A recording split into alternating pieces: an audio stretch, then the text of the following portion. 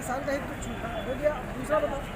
दूसरा यह है कि उसी तरीके से जो और लोग कार्य संतुलन कर रहे हैं, चाहे सामुदायिक स्वास्थ्य केंद्र नहरैया में कोरोना टीका बाहर फेंका जाना हो या ईंट भट्ठों का आबादी के किनारे धुआं उगलना हो, इन विषयों पर भी सब कार्रवाई होनी चाहिए। प्राथमिक स्वास्थ्य केंद्र पर डॉक्टर नीलम जा नहीं रही, बार बार शिकायत।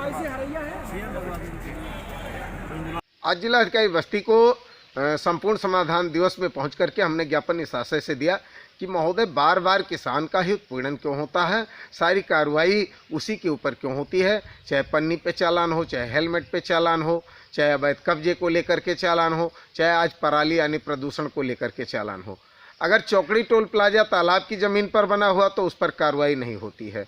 अगर प्रदूषण तमाम ईंट भट्ठे आबादी से सटे जो है धुआं उगल रहे हैं, तमाम कल कारखाने, तमाम सड़क निर्माण इकाइयाँ धुआं उत्पन्न कर रही हैं, तो उससे प्रदूषण नहीं हो रहा, प्रदूषण से केवल पराली से केवल प्रदूषण हो रहा है।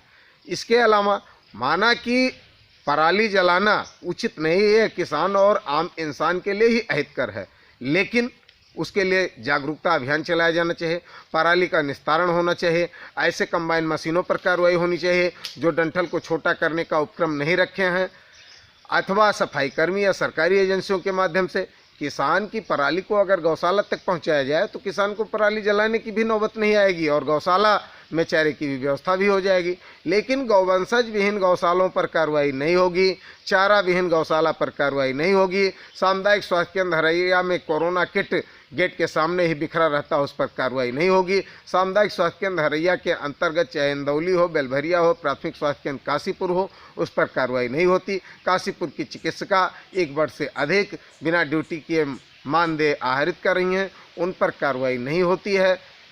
सिर्फ कार्रवाई किसान पर होती है, आम इंसान पर होती है, जो कि अपने खून पसीने की कमाई से पूरे देश को अन्न उत्पादन कर उसका भरण पोषण कर रहा है।